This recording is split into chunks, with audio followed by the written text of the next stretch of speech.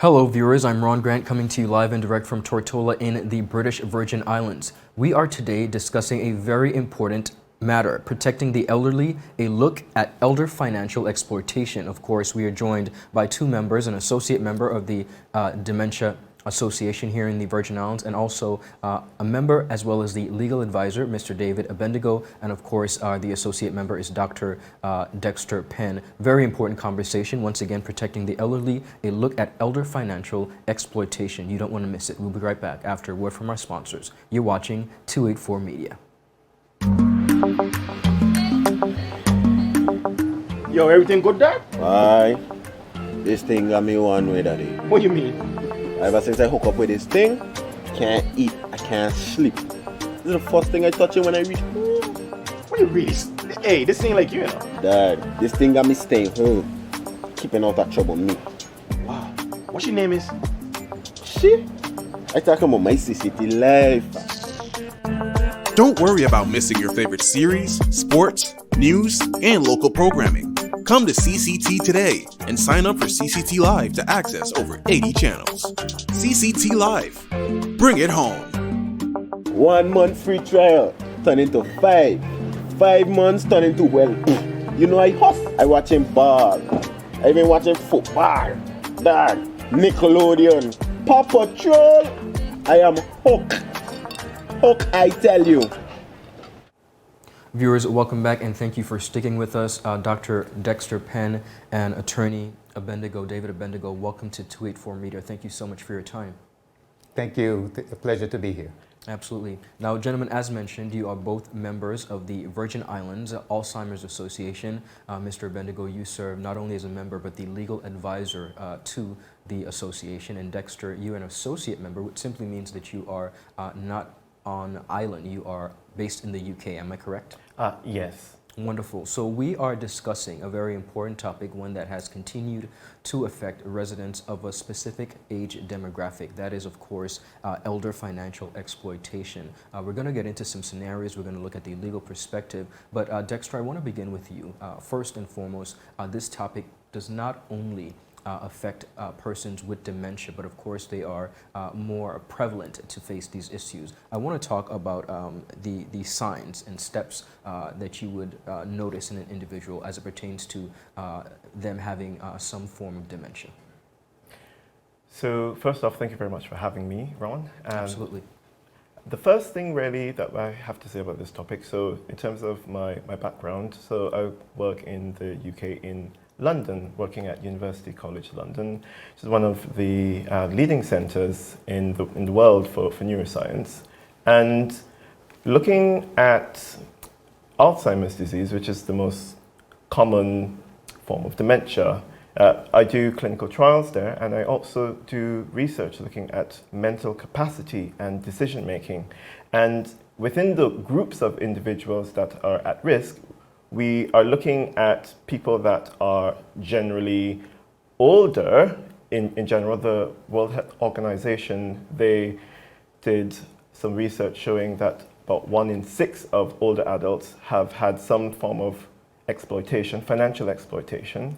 And individuals who are living with dementia, they are at elevated risk of abuse. And the signs of dementia, that just for people to understand, that dementia in itself, it is a cognitive disorder, so it is something that's affecting the brain, that is affecting different parts of your cognition. So everyone has heard about memory impairment, but you can have different areas affected. So you can have your ability to speak impaired. You can also have problems with your understanding of information and your decision making, as well as even your vision can be affected by dementia. So the signs could be affecting any of those areas with someone, but the most common would be someone who may not remember the details of some of their things that have happened. So we call that your episodic memory. So episodes that have happened in your life.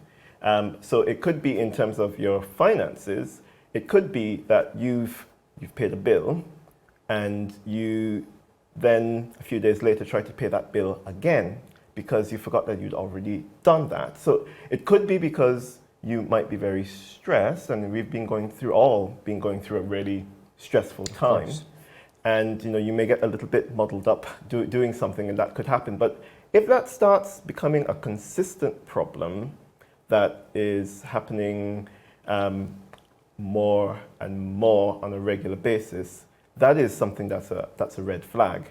Even something like going to the supermarket and buying the same things, so double buying. So you already bought milk, and each time you go, you keep buying milk. And if you have any relatives that you're visiting and you go like, well, why do you have so many cans of red beans? That they just are double buying them. So those are the things to be aware of. And in terms of financial exploitation, Yes.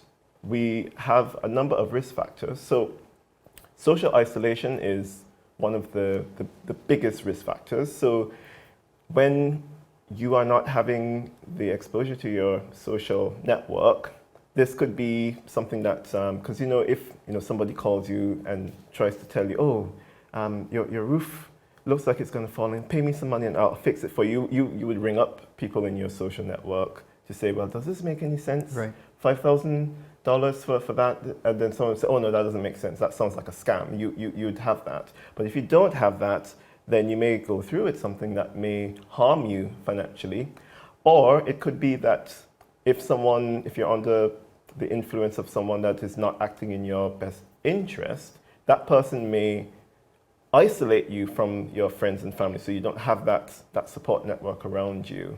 And going into other things like, if you're geographically in an area where you do not have access to a bank branch, or if, again, support system, if you might be living here and you might have children that are living very far away, that is also another risk factor there. But primarily in the Virgin Islands context, people with assets, particularly land, is a huge issue. Of course. Where individuals are, well, we call it social engineering, where someone who is being socially isolated, feeling it's a bit lonely, gets befriended by someone who decides that they're going to, help them. And that person who's being helped, they are in a situation where they're like, well, I feel a bit lonely and I'm having some companionship now. And I think that maybe, I will actually transfer that land to them because they've been nice to me.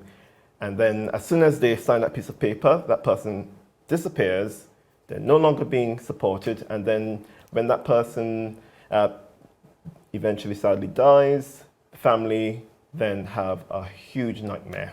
Of course, because we then realize in most cases that something has taken place. One of the things that I wanted to ask you, of course, Dr. Penn, is because we're increasingly seeing dementia in persons up to age 30, 40, so much earlier than the normal age bracket.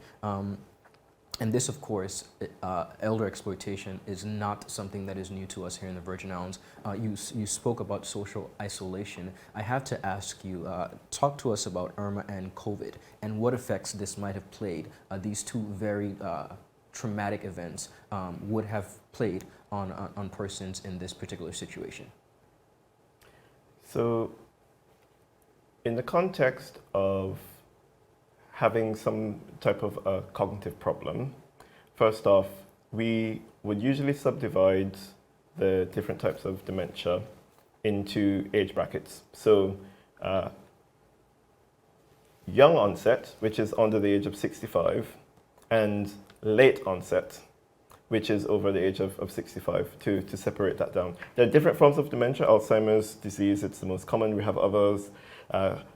Dementia with Lewy bodies, which is the second most common, and then we have some forms of dementia that are only affecting behavior to begin with, so in the bracket of frontotemporal dementia.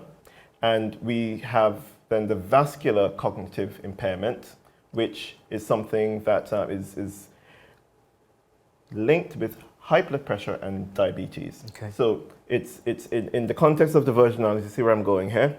Yes. We have a major issue with hypertension, Of course. diabetes, and obesity. And those conditions, if you look at your midlife in your 40s, there's a direct correlation between what your blood sugar and your abdominal circumference, so your belly, if your belly is big, if you have uncontrolled blood sugars and all that, or even if your blood sugars are under control and you've got diabetes, there is a link between that and developing late onset dementia, particularly the vascular type. Understood. So having that, it's something that some people have been starting to have the onset much earlier for this reason, and we really need to address that. And on the point of Irma and Maria, now that was such a destabilizing event. I mean, I was in the UK. I wasn't here, but I was completely thrown by that. Being at a distance, but then still trying to help from there with what we were doing overseas. But individuals here who were having lunch now, and the next thing you know, your four walls are gone. That is something that caused quite a lot of disorientation, and the stress of going through that and the trauma. Yes. Is something that is also linked with the onset of dementia. So the underlying process that is leading to the shrinking of the areas of the brain that we see in Alzheimer's disease and other forms of dementia, that actually starts 20 years before the symptoms start. Wow. So in that process, what you're doing now is very important. So having that type of traumatic event, for reasons that we don't fully understand, you may be also going through some sort of depression or anxiety or something that's sort of linked within there. Understood. You may end up in a situation where that process is starting in the background, and at that point in time, there are some things that could be done to modify the risk factors at that point in time, but it's very important. But the aftermath of all of that, and even in the rebuilding process, a lot of people now don't even recognize their homes. Right. And it's really disorienting having all of that. And with COVID, being away from Yes. your normal social interactions, it has really affected people. So like my patients in the clinic in London, we had 3 long lockdowns in England. We spent pretty much 18 months sort of locked away, and all of my patients, they just went off a cliff. Wow. Because they weren't having their regular social interaction. Understood. And that stimulation, that it's really key.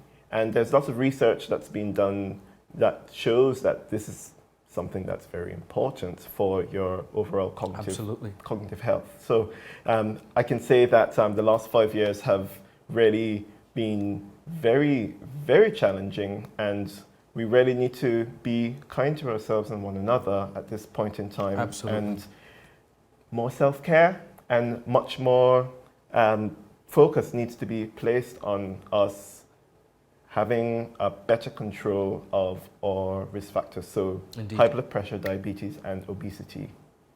Thank you for that. Ronn. Attorney, yes. Yes, before we move on, I would like to say, as it relates to physically being here and seeing what happened with Irma Maria, the after effects, what I saw were patients who would have had mild form of dementia after the hurricanes. What you saw was it really became aggravated. And so it became a scenario where, as Dexter was saying, spatial, where, the whole environment changed all of a sudden. We went to bed one day and one night and woke up, and, the whole place was black.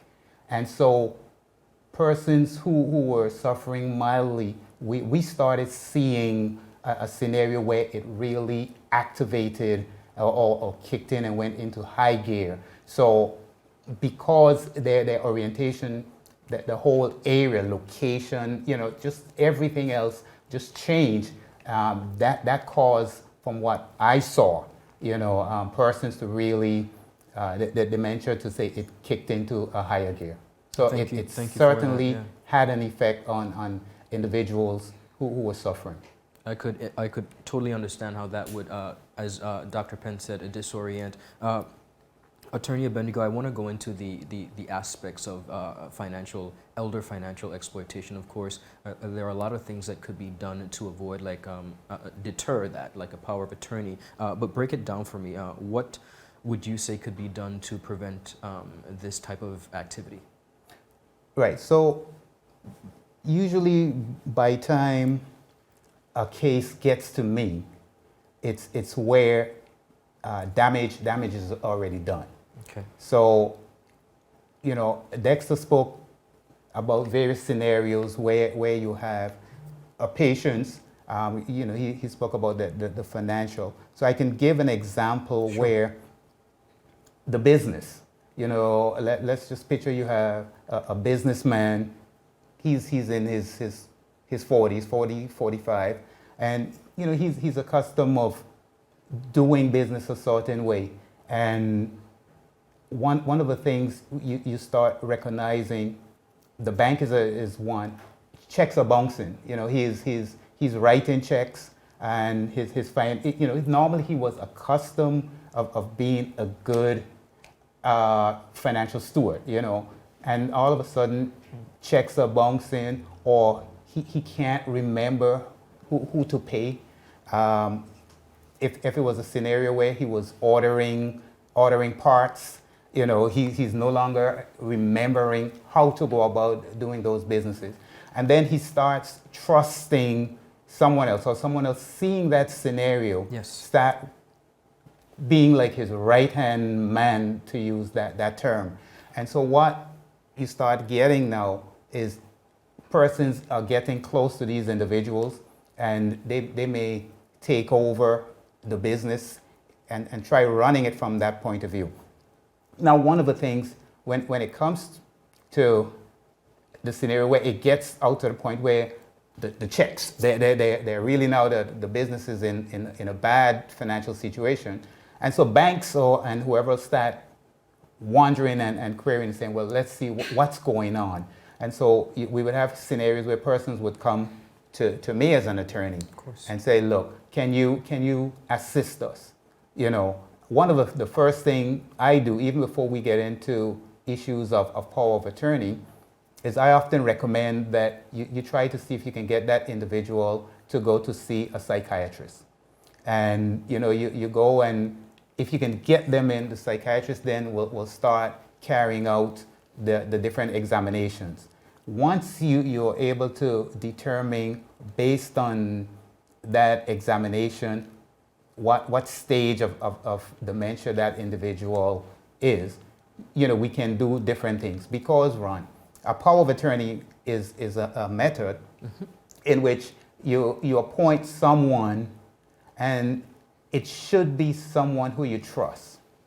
And that word trust is a very strong word, because we've had scenarios, and we have scenarios where you appoint someone you trust, Yes.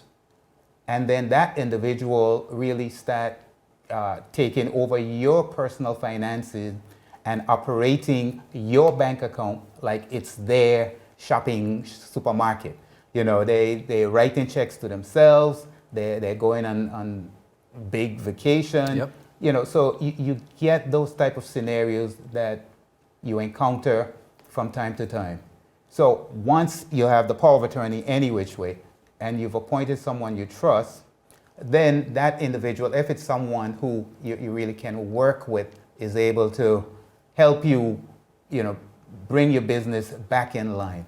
However, if it is a scenario where by the time you get to an assessment and you're in such a stage that you no longer have what we call a mental competence, you're not able to truly make financial decisions, then we have to get into what's called a receivership. Okay. So an application has to be made to the court to have someone be appointed to be your receiver.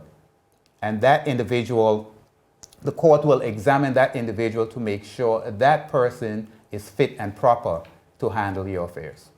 I want to ask you about banks, because in your scenario, you did mention the banking. What exactly could be done as it pertains to observing these types of situations from a bank perspective? How can they help?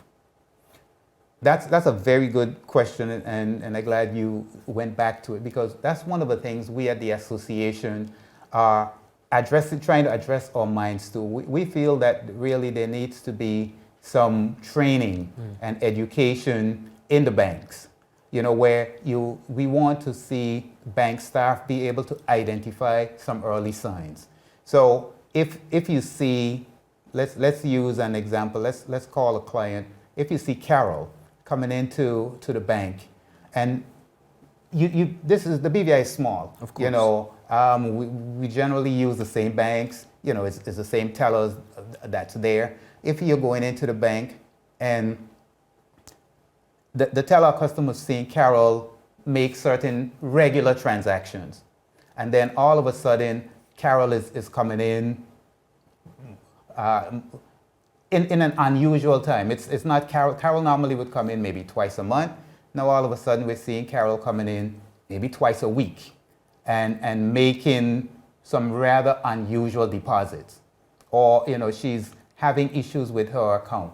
We want to be able to have training where tellers in banks are able to spot some signs and at least have some little bell go off and say, this is unusual. Something is happening here. And so that's one of the things we at the association want to try to be pushing, that training for banks to be able to identify some of the early signs of persons who may be either one being abused or really just on the onset of dementia. And this is something that I've got a lot of experience with in the UK, and in I'm a physician and a researcher, but I also started a fintech company in London that is doing precisely this.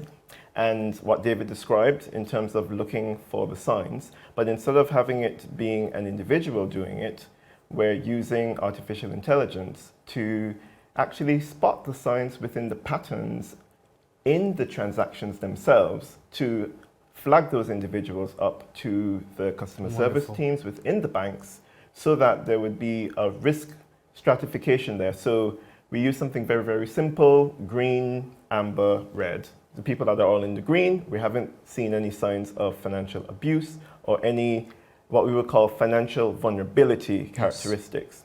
Those that are in the amber, we need to maybe be very vigilant, and the ones that are in the red, we need to do something at that point in time. So is it that we need to, within that type of situation, do we need to then ask a few extra questions when that person goes in, just for their own personal safety? Is it that we need to actually ask for a little bit more time for them when they come in, to have some dedicated time that, or the trained person within the bank that would be able to be a lot more, all of them really, they need to be more understanding and accommodating in terms of the time. But being able to identify is the first step. And as David rightly pointed out, that we really must do something within the institutions, because in a small community like the Virgin Islands, we really do have an asset in that we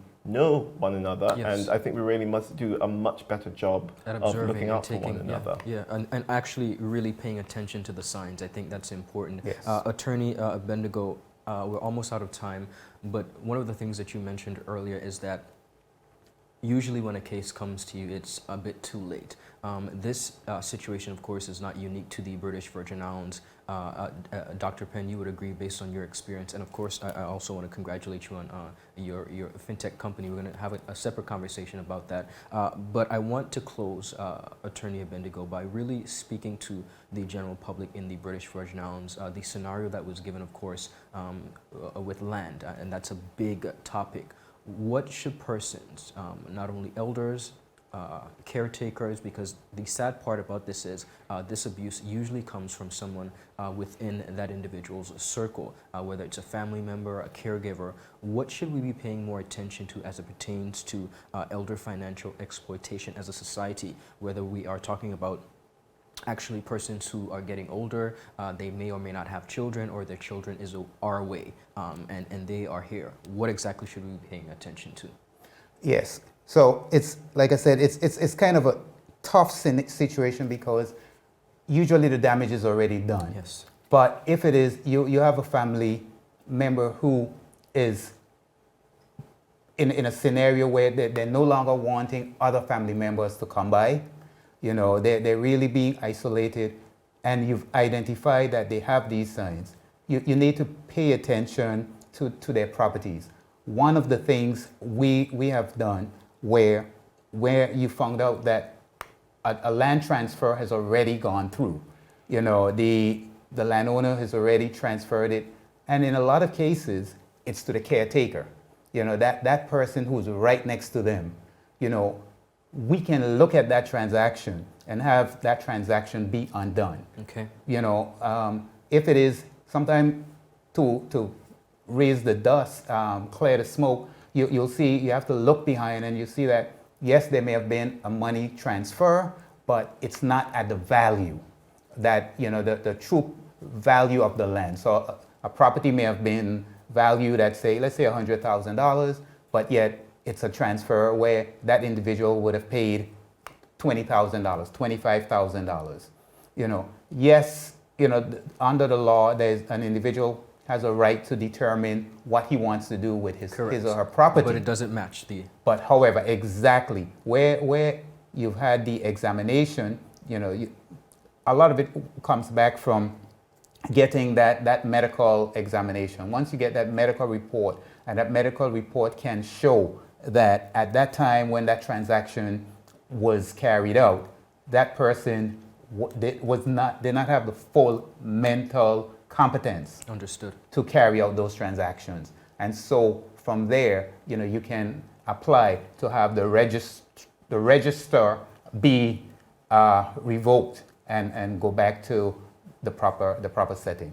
Wonderful. So things can happen, but usually by the time it gets to us, it's too late. Unfortunately. Well, one of the important things, gentlemen, is for the conversations to continue to happen, and that is our aim here at 284 Media, to make sure that we're bringing such narratives to the general public, a very pivotal and important topic of discussion. Unfortunately, we're out of time, but I do hope that the general public is even more aware, because as you mentioned, these scenarios happen quite often in the Virgin Islands, and unfortunately, when they come to you, it is too late. We're hoping that in some way, these situations, as it pertains to elder financial exploitation, could be avoided. Gentlemen, thank you so much for your time. I continue to wish you both and the VI Alzheimer's Association the very best. Viewers, that is all the time we have. We will, of course, see you a bit later. I'm Ron Grant for 284 Media.